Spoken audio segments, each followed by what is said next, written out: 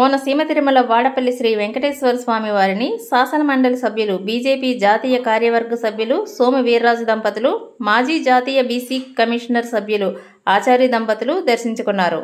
వారికి ఆలయ deputy commissioner EO Nallam సూర్యచక్రధర్రావు, అర్చకులు ఆలయ మర్యాదలతో స్వాగతం పలికారు. స్వామివారి దర్శనం అనంతరం వేద పండితులు వేద ఆశీర్వచనం అందించగా డిప్యూటీ కమిషనర్ చక్రధర్రావు స్వామివారి చిత్రపటాన్ని, ప్రసాదాన్ని అందజేశారు.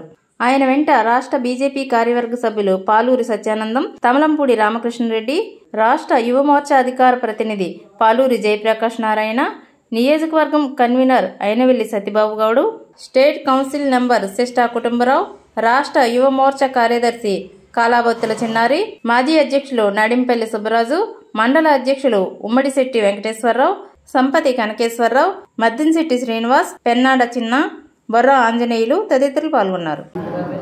శ్రీ వెంకటేశ్వర స్వామి అనాదిగా ఈ దేవాలయానికి ఎంతో ప్రసిద్ధి చెందింది.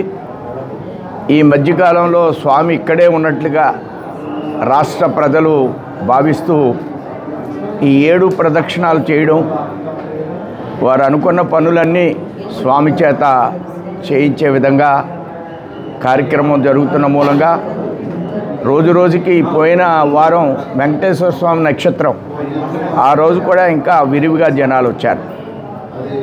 రాష్ట్రం వివిధ రంగాల్లో అభివృద్ధి చెందుతుంది, అన్ని విధాలుగా అభివృద్ధి చెందుతుంది.